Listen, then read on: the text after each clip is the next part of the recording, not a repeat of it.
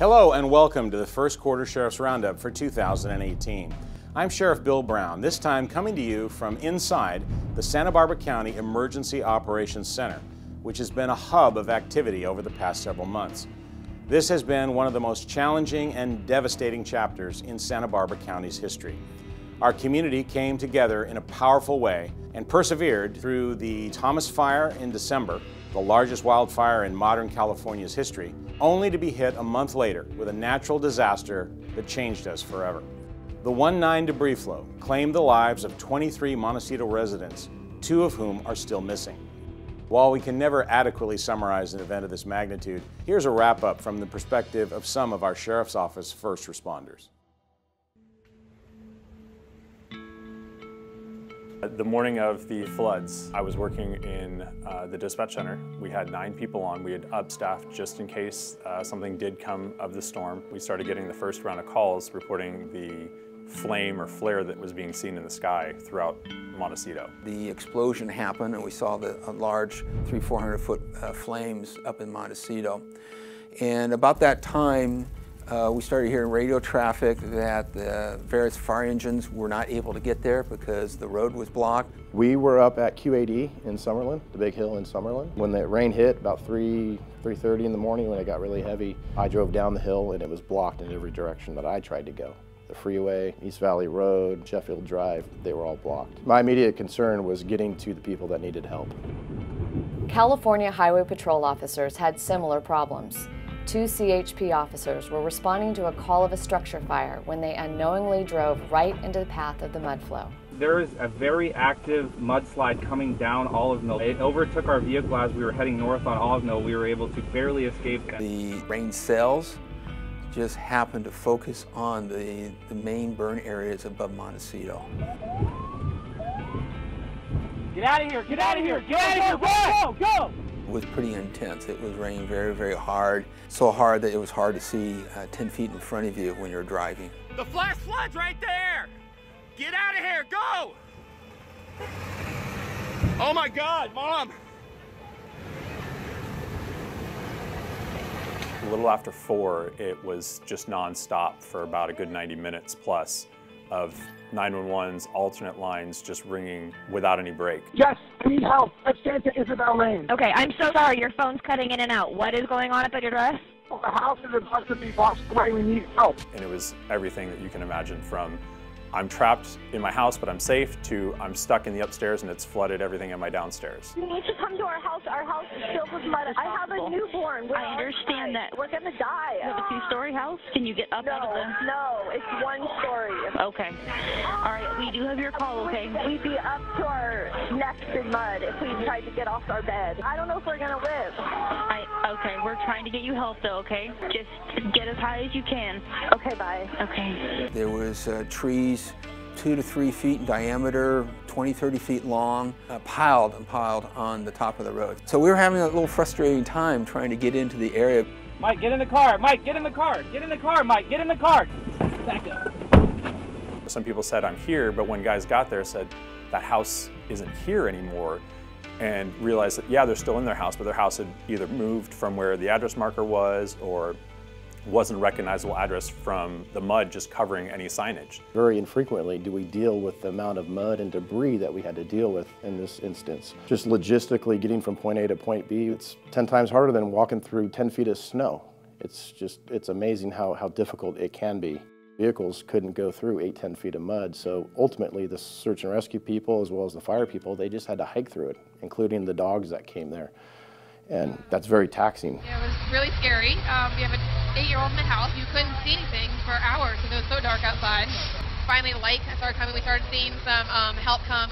The majority of debris flow that came down from the canyons brought along rocks and trees, and as it came down and hit the upper areas of the Montecito urban area, it started collecting a lot of additional debris, cars.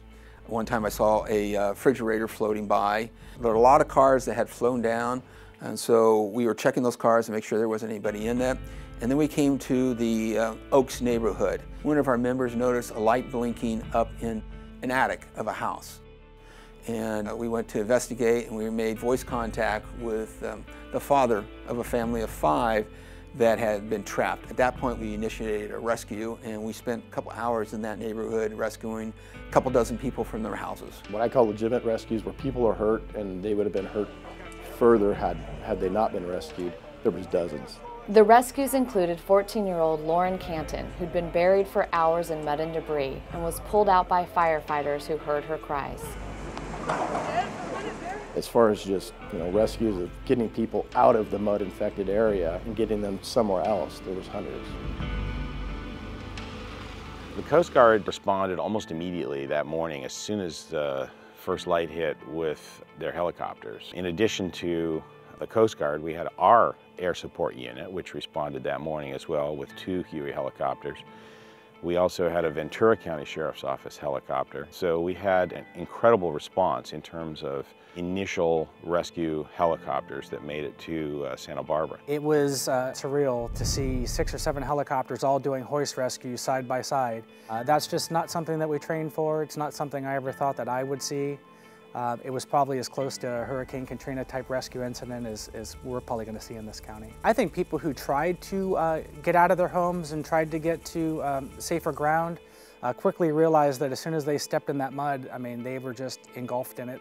They couldn't get out of it. The helicopter was a very necessary tool for that morning. Calls started coming in of bodies littering the various parts from basically the beach all the way up to Olive Mill and Hot Springs. And unfortunately, that is our job, and we had to be the ones to go and do body recoveries. There were people that were out walking around and trying to see what happened, which made doing rescues a little bit challenging. Well, obviously, we were trying to recover those that had passed, which took quite a bit of time.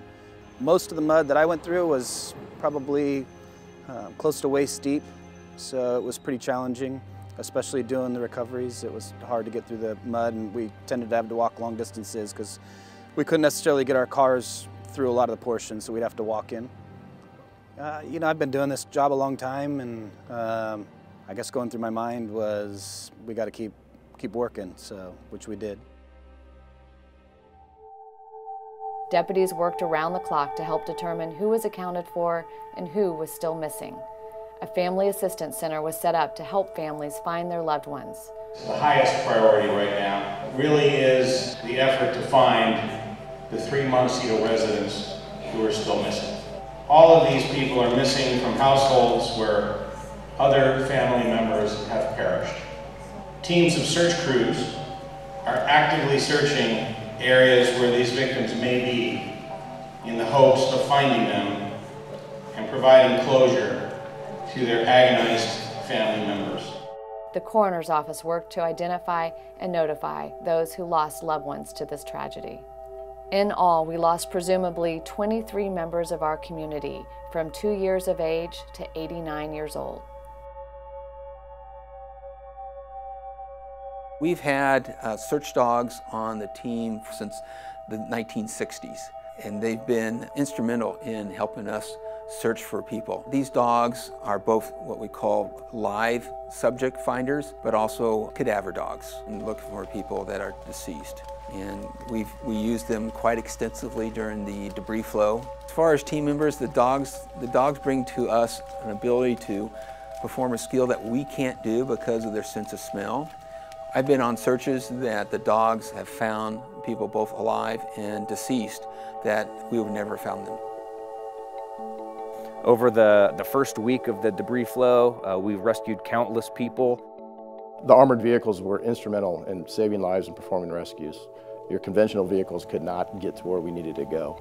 So by having those vehicles, we were able to do rescues and no doubt save lives in the end. We were able to access 2-story balconies and rooftops and make evacuations through there. We evacuated chickens, dogs, roosters, I think a couple of goats at one point, and we're really able to help people get to where they needed to be. In the aftermath, Montecito was left in shambles, prompting a massive cleanup effort. The 101 was completely covered with mud and was shut down in both directions for 12 days. Resources were brought in from near and far to help with the cleanup.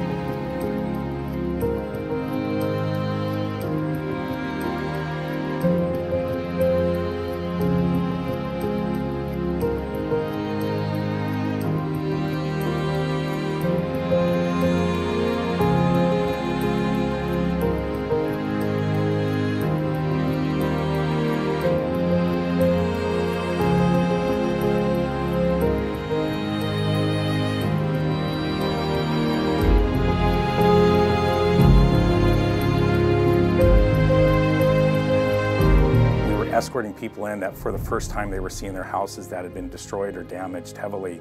And some of them knew their house was destroyed, completely demolished, but it was their first time really seeing it. And that ended up being a pretty emotional event for everyone.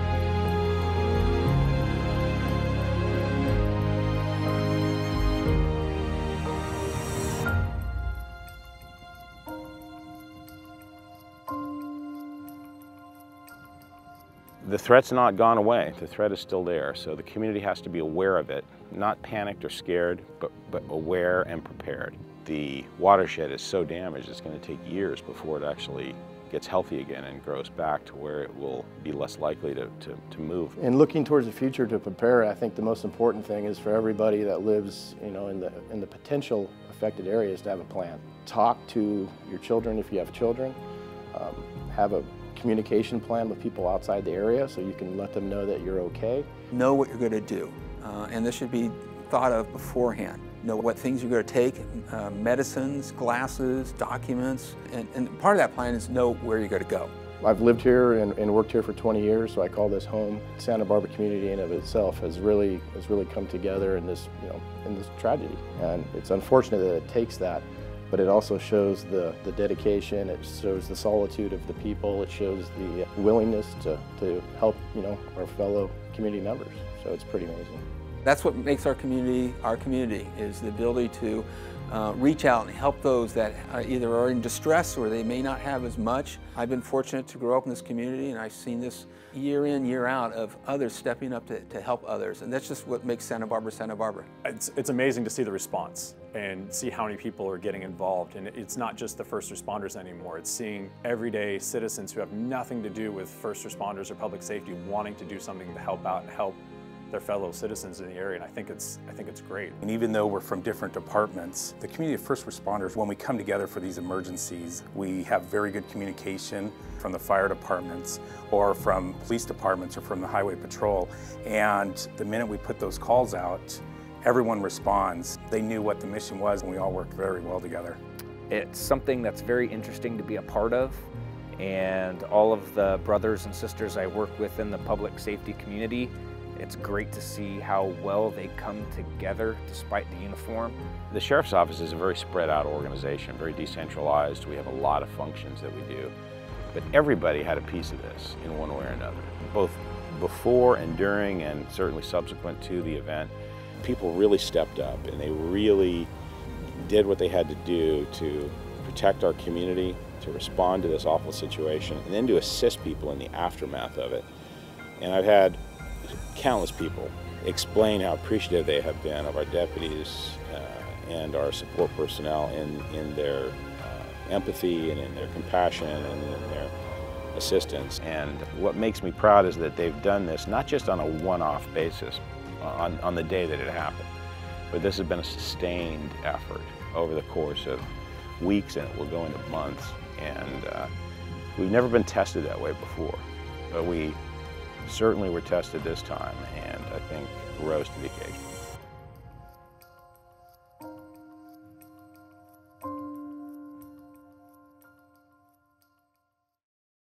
This truly was a team effort, and there are so many people who came together as a team of teams to help those in need and who are still assisting others with the monumental task of helping Montecito recover and rebuild.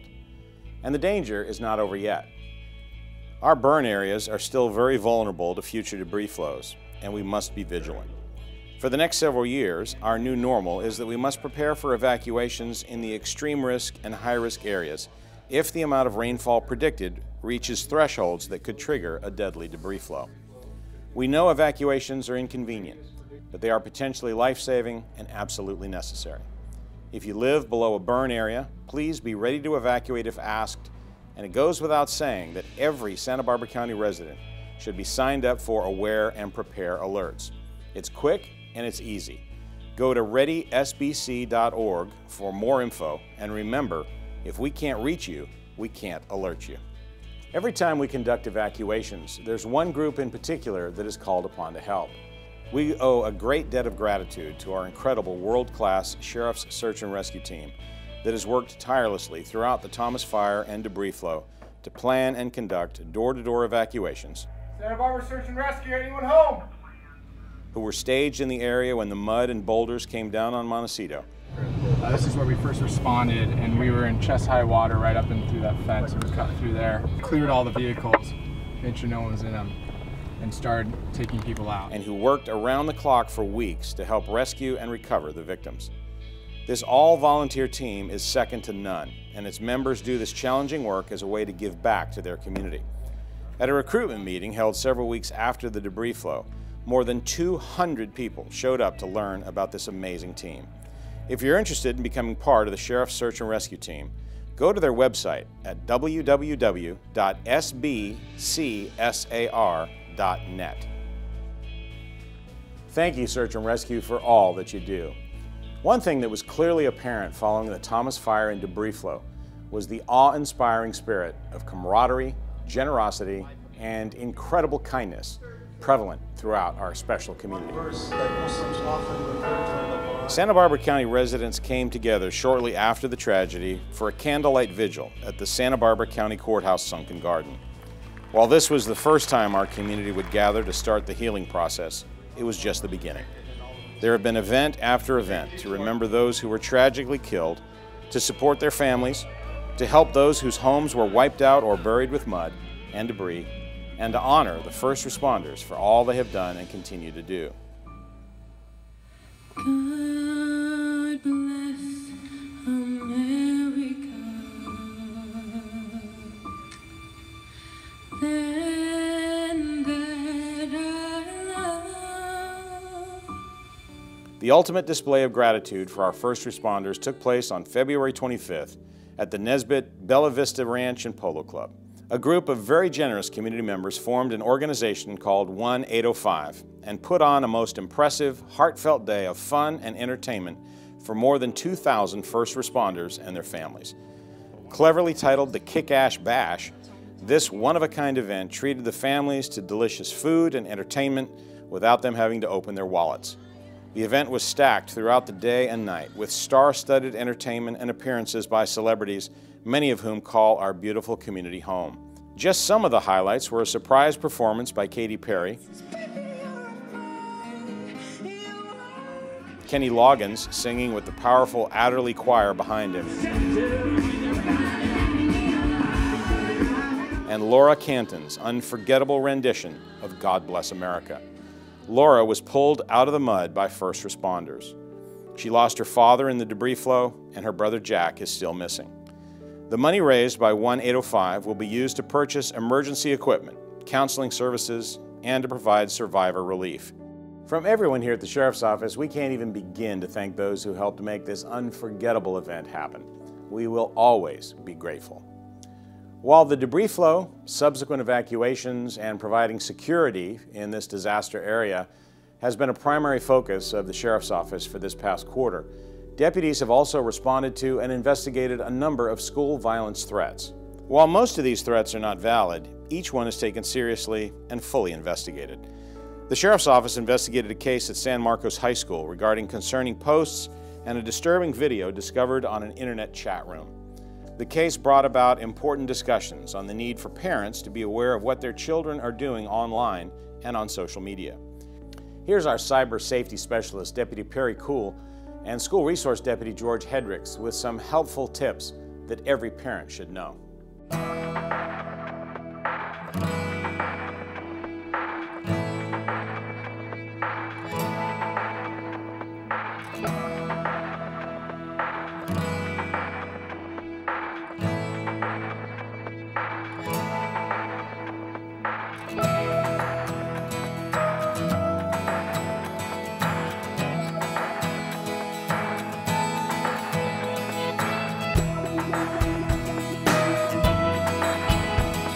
I don't think I realized until I started working in schools how impactful cell phones or social media were in our children's lives. They are their tool. That is their tool of choice. They have them on them all the day long, and they use them for everything. A lot of positive things that come out of using their phones. They're a great tool and a great resource, but with that comes a great responsibility because they can be used for so many things that can be dangerous. One of the common things we are seeing is sexting, where kids are sending pictures of one another without any clothes on. Usually it's caused by peer pressure. We are seeing bullying, and it's via whatever chat application. I think it's important for parents to be very engaged and look at what their kids are using their phones for. Because they're using them for a little bit of everything. Research, maybe school, obviously socializing with friends. But what are they researching? What else can they look up? What do they have access to when they're on their phone? Seeing what your kids are talking about will give you an idea of maybe who they're hanging out with. Are they doing things that are illegal or things that maybe as a parent you really wouldn't want them to do to begin with? Or maybe it is something completely innocent and it does get misconstrued. Any of those possibilities could be there, but if you're not looking and you're not checking in on those things, you're not in touch with your child and you're not going to know what they're doing. Also help them with some of the dangers that are out there. Educate your child on what might happen. Let them know that you shouldn't be friend requesting people who you don't actually know in person. It could be anybody. It could be a predator, it could be a stranger, it could be exactly what it is on its face value, but you don't know that. And when you friend request them and you allow them onto your page, you've now let them into your life essentially. Be aware of what you send out. That will live with you for the rest of your life. Nothing goes away. If you're sharing it with a friend, understand you're sharing it with the world. Another important safety reminder for teens are the devastating consequences of drinking and driving. The Sheriff's Office participated again this year in 2 powerful every 15 minutes programs, one at Cabrillo High School in Lompoc and another one at Dos Pueblos High School in Goleta. Here is School Resource Deputy George Hedricks again to show us what they learned through this sobering experience. 911, what's the address of your emergency? There's been an accident at Dos Pueblos High School. Dos Pueblos High School? Is it in front of the high school? It's in the roundabout, the loop. There's people bleeding. There's a car. Okay. It hit 2 people. Just the one vehicle involved? Yeah, it's a red car. I saw everything happening. You saw it? Okay. Listen, I want you to take a deep breath. We're going to get officers and an ambulance started, okay? Be careful while you're waiting. We've got everyone started. Thank you. Essentially, the message is drunk driving and the effects it has on teenagers. So the scenario we put up here at the school is actually kids right here, DP students that participate, they're actors in it. And the scenario runs through them meeting the day before, hanging out, ending up having a party, and then still having that alcohol in their system the next day and drinking a little bit the next day before driving to school. And ultimately how that impaired the driver and ended up crashing, and there was multiple students and friends that died in that crash. So the message is not only about the dangers of drinking and driving, but also how it impacts the community, impacts your friends, impacts your parents. There's a lot of people that are affected by the decisions you make, so it's important for the kids to see that. When you see the fire trucks and the ambulances and the police cars, the sheriff's deputy cars, everybody coming in, the people being medevaced, the coroner's unit coming in and removing the decedents. There's CHP officers doing interviews, conducting follow-up, doing traffic investigation. Deputy Farmer did a DUI investigation. The driver was put into a sheriff's vehicle and driven away and booked. Bodies being put in body bags, bodies being loaded into ambulances and rushed to the hospital. It's very real, and they get to see every single step based on what we put on that day right here at our school. So they got to see everything from A to Z. So I think it was very impactful and something they're all going to talk about afterwards. The students, they are right there with this massive response of all these agencies. Their friend who they are seeing right there on the ground with, you know, the makeup and the blood, but to them it's a very real scene and it's treated as if it's a very real scene. So I think a lot of the kids do get caught up in it and realize, oh my gosh, there's a little bit of a shock factor there of how serious it is and how important it is to make those good decisions. Second day they go into our theater and they watch the presentation. There's also a funeral set up. There are multiple speakers, parents who come to speak. We also have guest speakers that come in who have had DUI drivers affect their lives and give personal stories. So they do see it all the way from start to finish of what would have happened if this had been a real incident. Thank you, Deputy Hedricks, for all that you do as a school resource deputy to help mentor and safeguard the students at Dos Pueblos High School. The Sheriff's Office recently hired some great new employees. We welcome 2 new administrative office professionals, Yulissa Hernandez and Melissa Morales. We also hired a new alcohol and drug counselor, Monique Salas, as well as 4 new custody deputies, David Carlman, Jose Miguel, Luke Pappas, and Luis Ruiz. Welcome to all of our new employees. We wish you a great career ahead with the Sheriff's Office. Speaking of great careers, we want to congratulate several employees who were recently promoted. Susan Campbell and Lynette Shoemaker are now Senior Administrative Office Professionals, and Carrie Sloan is a Dispatch Supervisor. Saul Lopez is a Custody Sergeant. Javier Atuñez and Richard Zepf were promoted as Custody Lieutenants. Sandy Frosto, Michael Kubinder, Jarrett Morris, Freddie Padilla, and Eric Rossler are all now Sheriff's Sergeants, and Brian Thielst was promoted to the rank of Sheriff's Lieutenant. Congratulations and best of luck to everyone in their new positions. And finally, we want to end this roundup with a special thank you to several employees who retired after long and impressive careers with the Sheriff's Office. Sergeant Greg Weitzman of the Santa Barbara County Sheriff Fire Air Support Unit retired after 33 years of service. Greg's dream was to create an air unit for the Sheriff's Office, which he helped do and which became a reality in 1996.